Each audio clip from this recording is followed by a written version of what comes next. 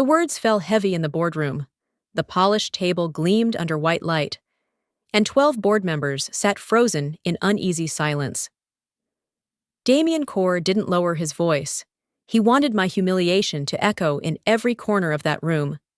"You're nothing but a relic. Taryn, a reminder of a company that's already left you behind." I steadied my breath, though the sting of betrayal pressed hard against my chest. "A relic?" I asked, keeping my tone even. "Tell me, Damien, who kept Iron Veil alive during the 2008 crash? Who designed the safeguards that protected our billion-dollar mergers from collapsing? Who built the foundation you now take for granted?" His smirk widened. "And that's exactly why you're finished. You think the past entitles you to the future. But Iron Veil is about speed, disruption, boldness. You're an anchor holding back a company that's ready to fly." Not a single board member defended me. Their silence screamed louder than his insult. 25 years of loyalty, erased in a single performance staged for power. Let me tell you who I am. My name is Taryn Holt, Senior Systems Strategist at Iron Veil Technologies. I joined when we were 12 employees in a rented warehouse, surviving on hope and borrowed furniture. I built what became the Shadow Dependency Network, a system of safeguards, contracts, and redundancies that ensured Iron Veil could withstand any crisis. It wasn't glamorous, but it was ironclad. Every deal, every expansion, every contract rested on threads I wove year after year. It meant sacrifice, missed birthdays, lonely hotel rooms, calls home ended because crises demanded my attention. Even when my father died, I was closing contracts in Zurich. I gave Iron Veil more than my career. I gave it my life. And Damien? Damien was the opposite of everything I represented. He didn't build Iron Veil. He married into it. He had the arrogance of a man who had never known survival, only privilege, while I worked in silence. He demanded applause. Where I protected, he exploited. My very presence reminded him of the truth he hated.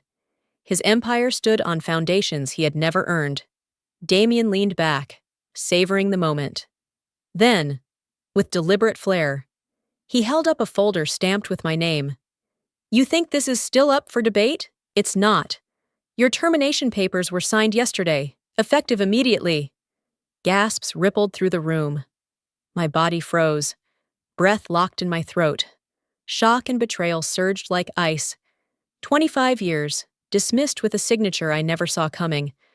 I walked out of the boardroom with my pulse still pounding, Damien's smug voice echoing in my ears. 25 years, discarded like yesterday's report. My heels clicked down the marble corridor, but my thoughts were already elsewhere, carried back through the decades of my life that I had poured into Iron Veil. 25 years. It's a lifetime measured not in promotions or plaques, but in the moments I missed. My daughter's 10th birthday, celebrated without me because I was stuck in Singapore finalizing a vendor contract. The lonely dinners in hotel rooms with nothing but cold takeout and flickering television for company. The call from my sister at 2 a.m. telling me Dad was gone, while I sat in an airport lounge, about to board another red-eye flight. Each memory stung, bittersweet in the quiet after the storm. I told myself it was worth it. That sacrifice was the price of building something that lasted. And in some ways, it was. I hadn't just worked at Iron Veil. I had wired its skeleton, stitched its arteries, and given it the resilience it wore like armor.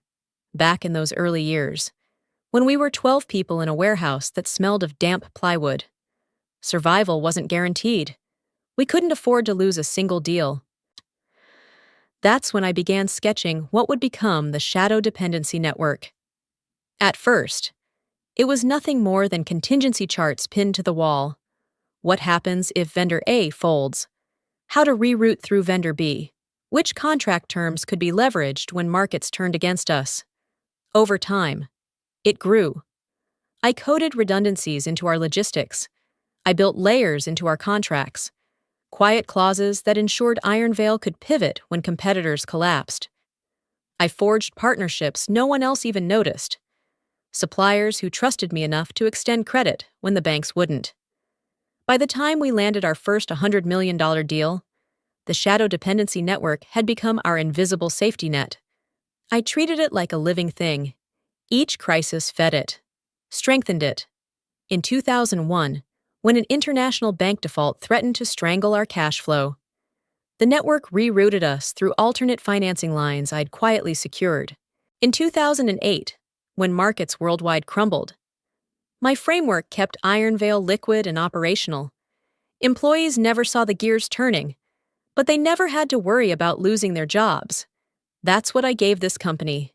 My child, my creation, my legacy. And Damien never knew. One night, years ago, we faced our closest brush with collapse. A major merger had overextended our debt, and one missed payment would have triggered a domino effect of defaults. Everyone panicked, except me. I had built a hidden contingency, a supplier agreement locked in 5 years earlier, designed to activate only in catastrophic failure. At the last moment, the contract engaged, funds flowed, and Ironvale survived. I remember walking into the office the next morning, watching the executives sigh with relief, shaking Damien's hand as though he had performed a miracle. He accepted their praise with that same smug grin he wore today. Not once did he ask how we had survived. Not once did he care to know the architecture that saved him. It was my system that pulled Ironvale back from the cliff, yet he took the credit. He always did. Thinking about it now, I realized that my shadow network was more than just wires, codes, and contracts. It was a mirror of me, quiet, unnoticed, yet essential. It didn't crave attention. It didn't demand applause.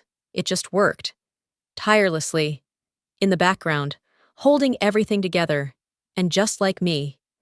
It had been invisible until someone tried to erase it. Nostalgia warms me when I remember those long nights sketching out the pieces of the system. But bitterness settles just as quickly, because all Damien saw was his own reflection in the spotlight. He didn't see the scaffolding behind the curtain. He didn't see me. Now he believes firing me is the end of my story. What he doesn't know is that it may very well be the beginning of his unraveling. If arrogance had a face, it would wear Damien Core's smirk. He walked through Ironvale's glass corridors, as though the company were his personal inheritance. Not a machine fueled by decades of sweat and sacrifice from people he barely acknowledged. His authority hadn't been earned. It had been handed to him, sealed by a marriage into the founding family. He hadn't built Ironvale brick by brick or line by line of code.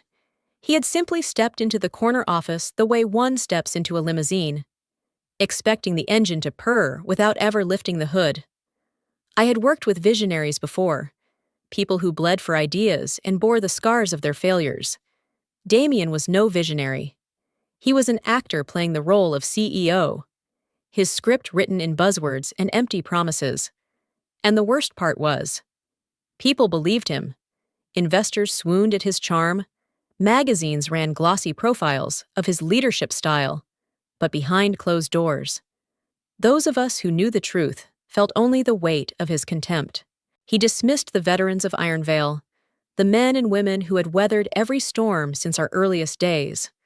One by one, he forced out the seasoned directors, replacing them with friends who laughed too loud at his jokes and nodded too quickly at his half-formed ideas. Men who had spent their careers negotiating billion-dollar deals were pushed aside for his former fraternity brothers. Women who had built Ironvale's supply chain from scratch were replaced by his golf partners. Competence gave way to loyalty, not loyalty to the company, but loyalty to Damien. I remember sitting in a strategy session as he bragged about injecting fresh blood into leadership, while the board applauded like trained seals. Fresh blood? It was nothing more than cronyism dressed in designer suits. The air in that room felt suffocating, not because of the recycled corporate jargon he spewed, but because every nod of agreement was another nail in the coffin of meritocracy. And yet, What disgusted me most was not his disdain for the old guard, but his theft of ideas. It happened during a board presentation 3 years ago. I had been developing a contingency plan to integrate predictive analytics into the shadow dependency network. My proposal was meticulous. Months of data analysis and coding poured into a solution that could have reduced Ironvale's operational costs by nearly 18%. I shared the draft only with Damien, thinking, perhaps naively, that he would champion it on my behalf. 2 weeks later, I sat in the boardroom, watching him present the same plan slide for slide, word for word, as though it were his own revelation. The colors, the phrasing, even the data models, I recognized every piece. He delivered it with the charisma of a showman, pausing for effect, leaning on the table as though he were sharing genius pulled straight from his head. The board erupted in applause. They called him innovative. They called him forward-thinking. And me? I sat silent, my notes clutched in my hands, the taste of betrayal bitter on my tongue. I could have exposed him, but the truth was that no one would have believed me. Damien had woven his charm too tightly around the board. I was the quiet strategist, the one who worked in shadows. He was the star they wanted to follow. And so he took the credit, wore my work like a crown, and left me sitting in the ashes of my own effort. That day planted a resentment I could never fully bury, not just because he stole from me, but because he mocked what Ironvale used to stand for. We were built on integrity, on the belief that substance mattered more than show. Damien was the opposite. He believed show was substance. And for too long, people let him get away with it. Even now, thinking back, my stomach turns, not because he fooled them, but because he believed he had fooled me too. He thought I didn't see the theft. He thought I would swallow it quietly, just as I had swallowed the lonely nights, the missed birthdays, the sacrifices no one ever counted. But I did see, and I never forgot. The moment Damien's voice faded, 2 security officers stepped into the boardroom. Their polished shoes clicked against the marble floor, as if rehearsed for this performance. The board shifted uncomfortably in their seats, but said nothing, not a single protest, not even a murmur. I rose from my chair, my pulse steady even as humiliation burned beneath my skin. "Escort her out," Damien ordered, as though I were a trespasser, not the architect of the very system that kept his empire standing. The officers didn't grab me. They didn't have to. I walked ahead of them, shoulders squared, but every step felt like a betrayal pressing deeper into my back. The long corridor stretched before me like a stage, lined with glass offices and hushed workstations. Eyes lifted as I passed, screens dimmed, conversations paused, fingers hovered above keyboards. I saw the recognition in their faces. Some looked away quickly, afraid to be caught staring.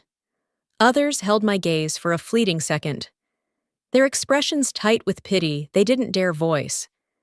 These were people I had stayed late for, fought budgets for, shielded from layoffs by designing contingency plans that spared their departments. Now, they watched me leave as if I were already a ghost. I said nothing. Silence was my only weapon left, and I clutched it tighter than any argument. In my hand. My employee badge dug into my palm. It was ridiculous, just a piece of plastic with my picture, name, and a barcode. Yet it carried 25 years of nights, missed birthdays, and moments traded away for the promise of loyalty. My grip tightened until the edges bit into my skin. The elevator waited at the end of the hall. My reflection wavered in its golden doors. A woman in her 50s, tired eyes, but still standing straight. If Damien wanted me broken, he would have to settle for something else. Humiliation wasn't collapse. Silence wasn't defeat. The security officers kept their polite distance, but their presence was enough to remind me that I was no longer part of this building, this world I had given my life to. I stepped inside the elevator, the doors closing with a soft hiss. cutting off the stares, the whispers, the weight of 25 years. But just before the door shut, a voice reached me, quiet, hurried, almost afraid to be heard. "Without you, nothing runs." I turned slightly, catching the eye of a young analyst, barely out of college, clutching a stack of reports to his chest, his face flushed with the risk of speaking. Then the doors sealed, and he vanished from view. The words lingered. They pierced the haze of humiliation like a fragile thread of truth. Because he was right. No matter what Damien declared, no matter how the board applauded, the veins of Iron Veil still pulsed with the systems I had built. They couldn't erase that with a signature. They couldn't escort it out with me. The elevator descended, floor by floor, and I loosened my fist at last. The badge was still there, warm against my skin, carrying the weight of years and the bitterness of betrayal. Humiliation had been forced on me in public. But silence, that was mine. And in silence, I carried the certainty Damien could never kill. The empire he claimed as his own was still standing on the network only I understood. He thought he had finished me. He thought this walk of shame was the end of my story. But as the elevator doors opened into the lobby, I knew something Damien Core never would. Endings have a way of looking a lot like beginnings. The silence of my house was louder than the boardroom had ever been. No hum of conversation, no nervous shuffling of papers, just the faint creak of floorboards as I dropped my keys on the table and sank into the familiar stillness. After the spectacle Damien had staged, the quiet should have been comforting. Instead, it wrapped around me like a shroud. I slipped off my shoes and let them fall by the door. My body ached, not from the walk through the building with security at my back, but from the years that now felt wasted. 25 years poured into a company that had turned its face from me as if I had never existed. The kitchen light flickered as I flipped the switch. There, on the counter, sat the half-finished mug of coffee I had abandoned that morning when I still believed it was just another day. My daughter's textbooks were stacked neatly at one end of the table. Her handwriting scrawled across the open pages. She appeared in the doorway, barefoot, her expression a mixture of confusion and anger that cut sharper than Damien's words ever could. "So they just threw you away?" she asked. The question hit me harder than I expected. My throat tightened, my chest burning with the weight of every sacrifice that had led me here. Birthdays missed because of urgent calls, bedtime stories replaced with video conferences, her tears on graduation night when I sent flowers instead of being there in person. She had watched me give everything to Iron Veil. Now she was watching me come home, discarded. I opened my mouth, but no words came. How could I explain to her that I had traded time with her for the promise of loyalty that was never real? That the company I had carried for decades had repaid me with public humiliation? I only managed to whisper, "Yes, they did." Her silence was worse than her question. She turned away, and I caught the sheen of unshed tears in her eyes. The pain of it pressed against me, sharp and merciless. I sat at the kitchen table and pulled my old laptop closer. Its edges were worn smooth, the keys faded from use. This wasn't just a machine, it was history. Inside its memory sat the earliest blueprints of the Shadow Dependency Network, the framework I had nurtured and expanded over the years. The invisible nervous system of Iron Veil. As the screen lit up, file names I hadn't touched in years appeared. Each one a reminder of nights spent designing safeguards, coding contingencies, crafting hidden structures that would keep Iron Veil alive when storms came. The Shadow Network wasn't just software. It was my second child, raised quietly alongside my daughter, growing stronger with every crisis it endured. I traced a finger along the lines of code, memories flooding back. I thought of the late nights in Zurich, the endless negotiations in Tokyo, the phone calls that blurred together into a lifetime of sacrifice. My pain sharpened into something steadier, a kind of grim anticipation. Because as I studied the architecture, a realization struck me. Damien had done more than humiliate me. when he signed my termination papers. He had unknowingly activated a clause buried deep within the system. Years ago, I had embedded a failsafe, a mechanism designed to protect Ironvale from rogue authority. If the architect of the network, me, was stripped of power without authorization, the system would recognize it as sabotage, and it would respond. I leaned back, heart pounding. Damien thought he had erased me with a flourish of his pen. In truth, he had pressed his hand against the very switch that would unravel his empire. I closed the laptop slowly, the edges cool beneath my palms. Pain still pulsed through me, pain for the birthdays I missed, the moments I had lost, the daughter who looked at me now with more sorrow than pride. But beneath the pain, a current of anticipation stirred. The dominoes had already been set. Damien had pushed the first one himself, and Ironvale was about to learn that nothing runs without me. The morning after my dismissal, Ironvale's first fracture appeared. It wasn't in a headline or a board report, but in the chaos of a shipping port halfway across the world. A billion-dollar shipment of microprocessors sat idle in stacked containers. Cranes frozen in place, engines idling. The customs clearance system flagged the cargo as incomplete, missing one critical confirmation code. That code had always been mine. By mid-morning, the problem reached Damien's desk. He paced his office with a coffee cup in one hand, barking into his phone. To him. It was an inconvenience, nothing more.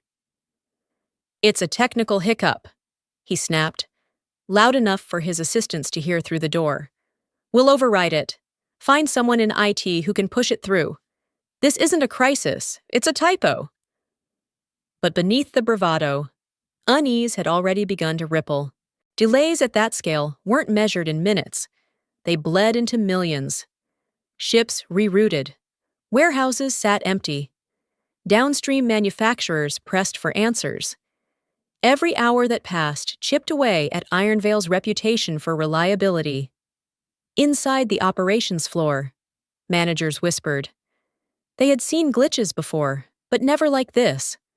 The system didn't just stall, it locked. No one could bypass it, no matter what code they tried. The clearance field demanded one digital signature, mine. Damien brushed it off during the morning briefing. He assured the board the matter was under control, that the backlog would be cleared by evening. "These things happen," he said with a smile that didn't quite reach his eyes. "The media won't even know about it." But I knew better. At my kitchen table, laptop open, I tracked the flow through public logistics dashboards. The containers hadn't moved in 12 hours. I recognized the chain reaction beginning to form. Suppliers couldn't invoice. Contracts couldn't finalize. The veins of Ironvale were beginning to clot. One missed signature at a time. By late afternoon, the unease Damien had tried to hide crept into the boardroom. An email arrived from one of Ironvale's largest investors. Polite on the surface, but sharp underneath. They were requesting the quarterly compliance report, a document required before the release of their next round of funding. Standard procedure. Except this time. The request carried a condition. The report must bear my digital signature. I wasn't there to provide it. When Damien read the email aloud, the boardroom fell into tense silence. For the first time, even his loyal allies shifted in their seats. Uneasy. He chuckled dismissively, trying to wave it away. "Old protocol," he said, tapping the page with a manicured finger. "We'll update their records. They don't need Holt's confirmation anymore." But his voice betrayed him. It cracked, just faintly. At the edges. Because he knew what the others didn't. The investors' systems weren't designed to accept substitutions. Those digital certificates had been negotiated years ago, embedded into Ironvale's DNA. To them, my signature wasn't optional. It was the lock and the key. Without it, the report might as well have been blank. The investors weren't careless, either. They had survived enough betrayals to demand safeguards, and their safeguard was me. Damien's jaw tightened as he scrolled through the rest of the message. His silence louder than any outburst. The investors weren't simply asking for my signature. They were making it clear that without it, funds would be withheld. On the other side of the world, containers sat under a gray sky, cranes unmoving, workers idle. In the boardroom, millions more stalled in frozen accounts. And at my kitchen table, I watched the dominoes shift, unease spreading from me to them, from the warehouse floor to the highest tier of investors. Damien told the board it was nothing, just a small delay, a minor oversight. But I saw his hands tighten into fists as he left the meeting. For all his arrogance, he couldn't ignore the truth. The company he thought he controlled had begun to slip through his fingers. And he had been the one to push the first domino. By the third day, Damien finally had what he wanted: a stage. He stepped up to the podium in front of a row of flashing cameras, his suit crisp, his tie just the right shade of blue to project calm authority. Behind him, the Iron Veil logo gleamed across a wall of screens. To the outside world, he looked like the confident captain steadying his ship through rough seas. "Ladies and gentlemen," he began, his voice smooth, rehearsed. "As you know, Iron Veil experienced a minor delay in one of our international shipments earlier this week. I'm pleased to announce that the issue has been resolved. Our teams acted swiftly, and the matter was contained. Iron Veil remains strong, resilient, and moving forward," the reporter scribbled. Some raised their brows, but none challenged him outright. That was Damien's gift. He could lie with the conviction of a priest delivering a sermon. His arrogance translated as certainty. The more forcefully he denied, the more people believed. Markets react to rumors, not reality. He continued with a charming smile. The reality is that Iron Veil is solid. This company has weathered storms before, and we're stronger than ever. Within hours, his performance did its work. News outlets ran headlines about swift resolution. Investors, starved for reassurance, eased their grip on the panic button. Iron Veil's stock, which had been bleeding points for days, ticked up 3% by the closing bell. In the boardroom, directors exhaled as though a great weight had lifted. Shoulders eased, jokes returned. They clinked glasses of sparkling water while murmuring about Damien's poise under pressure. "Brilliant handling," one said. "Exactly what the markets needed," another added. Relief rolled through the room like a tide. For the moment, at least, the empire felt stable again, and Damien basked in it. He leaned back in his chair at the head of the table, smiling as though he had single-handedly saved the company from collapse. He enjoyed the way the director's eyes settled on him with renewed admiration, as if they had forgotten the unease of the previous days. His arrogance inflated with every nod, every compliment. "I told you," he said, lifting his glass. "A little turbulence, nothing more. The market responds to strength, and strength is exactly what we've shown." He believed his own words. He wanted to believe them. But outside the glow of cameras and champagne relief, the truth told a different story. Deep in Iron Veil's data servers, in the quiet halls of blinking machines and humming fans, the shadow dependency network stirred. What Damien thought was resolved had only splintered. The blocked shipment had been just the first tremor, a visible crack in a much deeper fault line. The system was never designed to be patched with shortcuts or overwritten codes. It obeyed rules embedded years ago, and when one safeguard was ignored, it simply replicated the failure elsewhere. And so, while Damien toasted to his victory, a new error multiplied quietly inside the architecture. A small mismatch in compliance codes, born from his attempt to bypass my digital signature, was copied and spread across the network. By midnight, it had cloned itself into thousands of transactions. Each one froze. Each one waited. Invoices stalled. Transfers locked.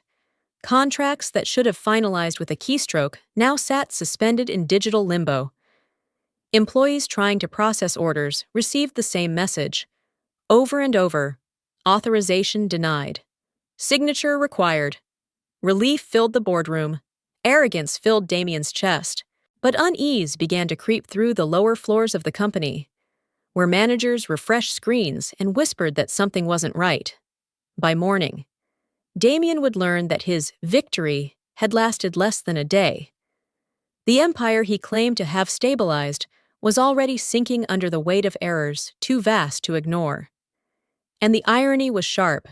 The man who had mocked me as obsolete had mistaken silence for surrender. But the shadow network never surrendered. It simply waited. The illusion of stability didn't last 24 hours. By dawn, messages flooded Iron Veil's inboxes. In Frankfurt, traders reported that €500 million in payments had frozen mid-transfer. In Tokyo, supply agreements worth hundreds of millions stalled without clearance. In São Paulo, warehouses stacked with Iron Veil's equipment sat untouched. Invoices locked in pending status. It wasn't one region. It was everywhere at once.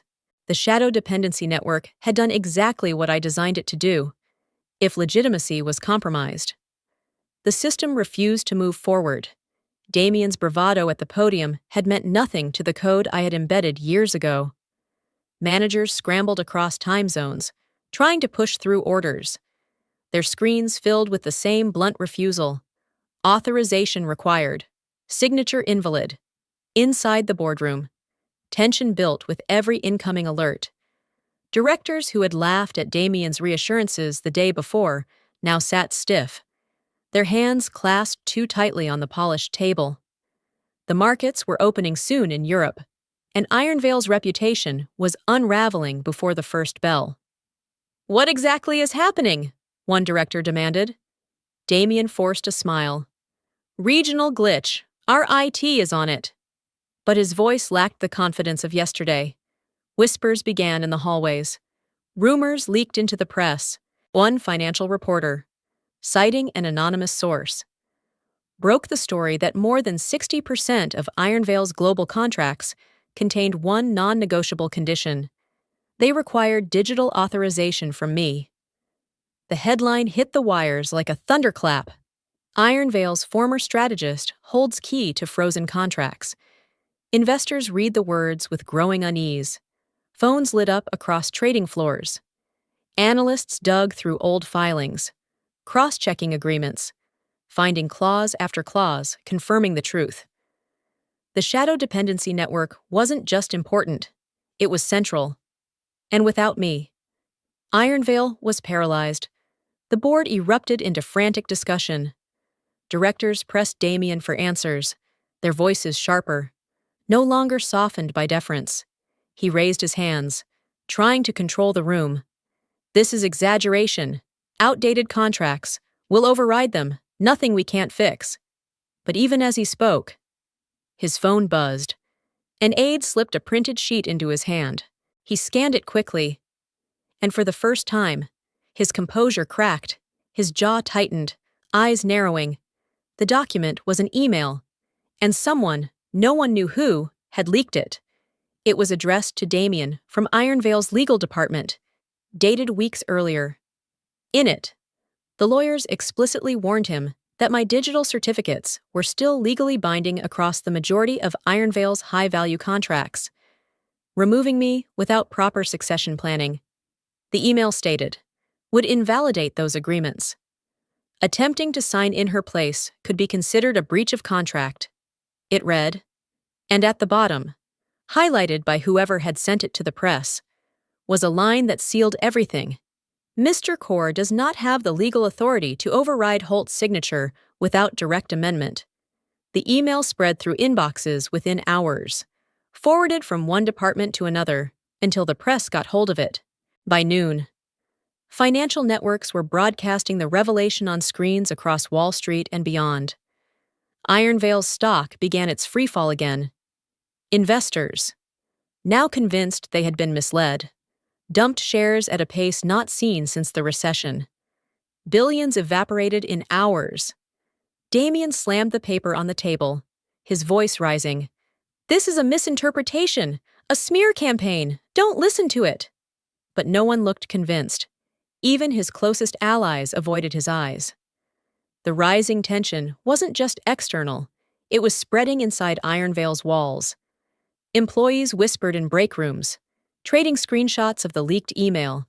Clients called in, demanding explanations.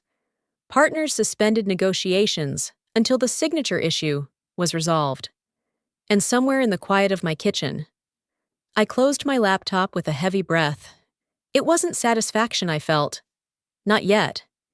It was the weight of inevitability, because Ironvale's empire wasn't just cracking, it was splintering, piece by piece. Under the pressure of truths Damien thought he could bury, and all it took was one signature he could never forge. By the end of that chaotic week, the boardroom no longer felt like Damien's stage. The tension that had once lived quietly beneath the surface now curled its way into every conversation. Every hushed phone call, every glance exchanged between directors. They had swallowed his reassurances before, but the cracks were widening too quickly to ignore. The leaked email had planted a seed of doubt that no speech could smother. For the first time, suspicion turned inward. Some directors began meeting privately. Without Damien, they gathered in pairs and trios after official sessions, lowering their voices, speaking behind closed doors. What if Damien had known the risks and ignored them? What if the losses mounting by the hour weren't the result of a glitch, but of arrogance? One evening, as I sat at my kitchen table with the glow of my old laptop, I received an unfamiliar call. The voice on the other end was low, cautious. "Ms. Holt, this is confidential. A few of us on the board need to understand what's happening. Is it true the contracts require your authorization?" I closed my eyes, listening to the silent stretch. Part of me wanted to shout the truth, to expose Damien's deceit in full detail, but I knew the cost. Words could be twisted, intent could be reshaped. The more I said, the more ammunition I gave him. So I answered simply, my voice steady. "Systems follow rules. People break them." The silence on the other end deepened. They wanted more, but they knew I would not give it. I heard a sigh, then a quiet. "Thank you." The line went dead. That was enough. Suspicion had taken root, and suspicion grows faster than trust ever can. Within hours. Whispers reached Damien. He stormed into the next meeting, his voice a thunderclap across the boardroom. "Someone is leaking! Someone is undermining this company from within!" His eyes narrowed as he scanned the room, searching for disloyalty. The very people who once laughed at his jokes now shifted in their seats, unable to meet his gaze. He didn't know it yet, but his grip was loosening. Still, arrogance makes desperate men dangerous. Late that night, I received another call. This time, it wasn't a director. It was an attorney, one of the company's own, speaking off the record. "Taryn," he said, his tone grim, "I need to warn you. Damien is preparing to push blame onto you. He intends to argue that these failures are sabotage, that you designed the systems with malicious intent. He's already instructing his lawyers to build a case." My breath caught. For a moment, the kitchen around me blurred. I had given my life to that company. I had built protections to save it, not destroy it.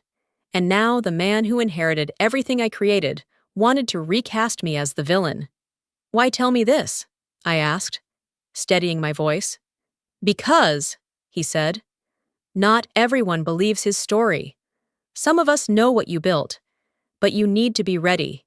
He won't go down quietly."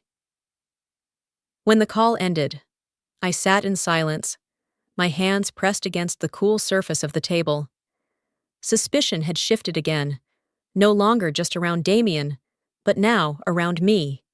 He would try to paint me as the architect of collapse. He would use the very network I built as evidence against me. And yet, even in that moment, I felt a strange calm. Systems follow rules. People break them. I had spoken those words because they were true, and the shadow dependency network was proof of it. It didn't lie. It didn't conspire. It didn't bend to ego or arrogance. It simply did what it was designed to do. And soon, that truth would speak louder than Damien ever could. The war room smelled of burnt coffee and sweat. Rows of monitors lined the walls, each glowing with error messages that no one could clear. Damien stormed in, his tie loosened, his face pale with fury. His voice struck like a hammer. "Fix it! I don't care how! Just fix it!" The IT team froze at their terminals. For 3 days, they had fought against the spreading errors inside the shadow dependency network, and every attempt only made things worse. What had begun as a single stalled shipment had multiplied into thousands of locked transactions. Orders jammed in the system. Invoices bounced back. Entire branches of Ironvale's empire sat paralyzed, bleeding millions by the hour. But Damien's pride wouldn't allow retreat. He prowled the room like a caged predator, slamming his palm against desks, demanding solutions that didn't exist. "Bypass the authorizations," he barked. "Override the damn locks. This is our system, not hers." A senior engineer cleared his throat nervously. "Sir, we've tried. Every override we attempt gets rejected by the integrity protocols. They're self-replicating. The more we push, the faster they multiply." "Then push harder," Damien roared, veins rising in his temples. "I will not be humiliated by code written decades ago." Lines of red text streamed across the monitors, each rejection logged with merciless precision. Authorization invalid. Access denied. The sound of keyboards clattering filled the silence between his outbursts, each keystroke an act of desperation. One by one, subsystems collapsed under the pressure. In Frankfurt, accounts froze entirely. In São Paulo, partner warehouses locked their inventory systems. In Tokyo, the finance wing's ledgers stopped reconciling altogether. What Damien had called a glitch was now a contagion. He slammed his fist on the table so hard a cup spilled across the keys. "Do you understand what this means? If we don't break through, the investors will gut this company. They'll gut me, and I won't let that happen." No one answered. Their eyes stayed glued to the screens, faces pale under the fluorescent lights. They had seen powerful men angry before. But this was different. This was panic wrapped in rage, and it left no room for reason. Finally, a young engineer, barely 25, fresh from graduate school, let out a sob.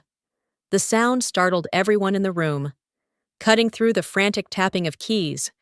Tears welled in his eyes as he whispered, "We can't do this. She taught us never to override integrity locks." Damien's head snapped toward him. "What did you say?" The young man's voice shook. "Ms. Holt. She trained us. She said integrity locks exist to protect the system from collapse, that if we ever tried to break them, we'd trigger cascading failures. And she was right. Every time we override, the errors spread. So," his voice cracked, his shoulders trembling, "we're making it worse." The room fell into stunned silence, for a moment.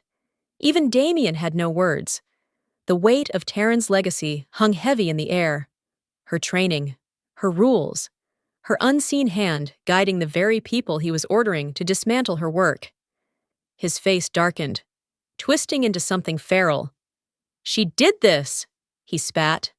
"She poisoned this company. And you're telling me you'd rather follow her ghost than your CEO?" No one dared answer, but the silence spoke for them. They had been taught by Taryn, mentored by her discipline, shielded by her foresight. They knew the system obeyed her principles, not Damien's arrogance. He kicked back his chair, pacing like a man hunted. The board's whispers were growing louder. Investors were circling. And now even his own engineers seemed loyal to the woman he had cast aside. His empire was slipping through his fingers, and no outburst could close the cracks. On the monitors, another wave of errors lit up, multiplying like wildfire. The shadow dependency network was holding its line, unbending, unbreakable, and Damien Core, for the first time, looked like a man drowning in a storm he could not command. The market opened like a guillotine. By 9:30 a.m., Ironvale's stock was already in freefall. Investors who had hesitated days earlier no longer waited for explanations. They pulled their capital with brutal efficiency, leaving the company bleeding in red across every ticker. Billion-dollar funds cut ties. Pension managers dumped shares, and small traders scrambled to escape before the collapse consumed them too. On the boardroom floor, the atmosphere shifted from denial to desperation. Directors whispered not about quarterly reports, but about survival.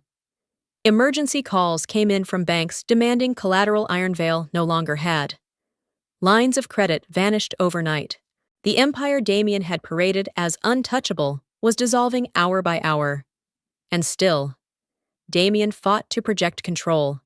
He strode into the war room that morning, voice booming as though sheer volume could bend numbers. "We've stabilized before. We will again. I need each of you to stay calm. This is noise. The market panics. But I don't." For a brief moment, some believed him. They always did. He had that gift, the ability to spin chaos into confidence.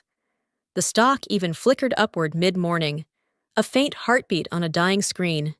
Damien grinned, convinced he had turned the tide. "See? They believe in strength. They believe in me. But confidence is a fragile mask." By noon, the flicker had vanished. Losses doubled. Shares plunged deeper, dragging Ironvale's valuation into ruin. Headlines spread like wildfire. Ironvale on brink. Investors flee. Shadow network locks paralyze global deals. Every metric screamed collapse. Every board member knew the truth. Vindication, for me, didn't feel like triumph. It felt cold. I sat in my kitchen, my old laptop open, watching the numbers spiral downward in real time. The shadow dependency network wasn't revenge. It was rules. It was order asserting itself over arrogance. Damien thought he had power. In reality, he had only ever borrowed it from the systems I built. And now those systems were reclaiming what was theirs. The calls began mid-afternoon. First a director, then another. Their voices trembled with questions, offers, even apologies. I listened in silence. They wanted me to return, to sign, to save what they had ignored until too late. My answer never changed. Silence. And then came the call I had expected all along. Damien. His voice was stripped of its arrogance, jagged with fear. "Taryn, listen to me. We don't have time for grudges. I'll give you whatever you want. Your position back. Control of the board. Hell, your name on the building if that's what it takes. Just, please, fix this." Site. I held the phone, listening to the sound of the man who had humiliated me in front of the board. The man who had stolen my work, dismissed my worth, and called me obsolete. His empire was collapsing around him, and in his panic, he had finally realized what the youngest analyst in the office had whispered days ago. "Without me, nothing runs." He begged again, his voice cracking. "Everything you want. Taryn, everything." And I said nothing. The silence stretched, cold and deliberate. He waited, desperate, filling the quiet with promises he could no longer keep. I didn't slam the phone down. I didn't gloat. I let the silence weigh on him like the inevitable truth it carried. Because silence was no longer humiliation. It was power. It was control. And for the first time in 25 years, Damien Core understood who had truly held Ironvale together. The boardroom vote was swift and merciless. Damien Core stood at the head of the long oak table, face flushed, voice straining as he tried to salvage what little authority he had left. He shouted about loyalty, about betrayal, about the vision only he could deliver. But his words rang hollow in the heavy air. Every director around that table had watched the company crumble. had seen contracts freeze, investors vanish, and billions slip away in days. When the vote was called, not a single hand rose in his defense. The gavel struck once, final and cold. Damien's reign was over. He tried to protest, slamming his fist, threatening lawsuits, swearing revenge. But the guards who had once escorted me out now stood at his side, ready to remove him from the empire he had mistaken for his inheritance. This time, no one lowered their eyes. They watched him go, stripped not only of power, but of the illusion that he had ever truly held it. By evening, the news flooded every channel. Headlines scrolled across glowing screens. Ironvale CEO ousted after historic collapse. The silent architect behind Ironvale's survival revealed. They had given me a name I never asked for. The silent architect. Reporters dug through archives, uncovering traces of the shadow dependency network, piecing together how the hidden system had shielded Ironvale for decades. They told the story of a strategist who worked in the shadows, a woman whose quiet diligence had been the backbone of an empire. They called it poetic justice. That silence, once forced on me in humiliation, had become the very force that undid Damien Core. But I wasn't in the boardroom when the vote was cast, nor in the streets when the cameras swarmed. I was at home, the same quiet kitchen where I had first realized the dominoes were falling. I walked to the closet in the back room, one I hadn't opened in years. Inside sat a worn cardboard box, filled with pieces of a life I had once thought belonged to the company. Files, mementos, photographs, and at the bottom, still tucked neatly in its plastic sleeve, was my very first Ironvale employee badge. I pulled it out, the edges rough, the photo faded but familiar. A younger version of me stared back, eyes bright with ambition. With belief in a future I was certain I could help build. I placed the badge on the table, its weight heavier than it should have been. 25 years, I whispered, running my fingers across the plastic. Now, it finally means something. For the first time, those words weren't about sacrifice. They weren't about humiliation or betrayal. They were about triumph. Because my years of work, my sleepless nights, my careful planning had outlasted arrogance, survived theft, and exposed lies. The system I built had held to its principles when people broke theirs. And now, I was free. The world would keep talking. The headlines would fade. Another CEO would rise. But I didn't need their recognition or their praise. My victory wasn't in the articles or the nicknames. It was in the quiet release, in knowing that I had endured, and that justice had finally written itself in a language no one could twist. Triumph doesn't always look like applause. Sometimes, it looks like silence reclaimed. Sometimes, it looks like a woman in her kitchen, staring at an old badge, and realizing she no longer carries its weight. If this story moved you, if you felt Taryn's pain, her silence, and her ultimate triumph, don't let it end here. Share your thoughts in the comments below. Let others know what part hit you hardest, and help this story reach more people who need to hear it. Hit the like button if you believe in justice. Share the video with a friend who's been underestimated, and make sure to subscribe so you don't miss the next story of resilience and redemption. Because sometimes the quietest voices carry the loudest echoes,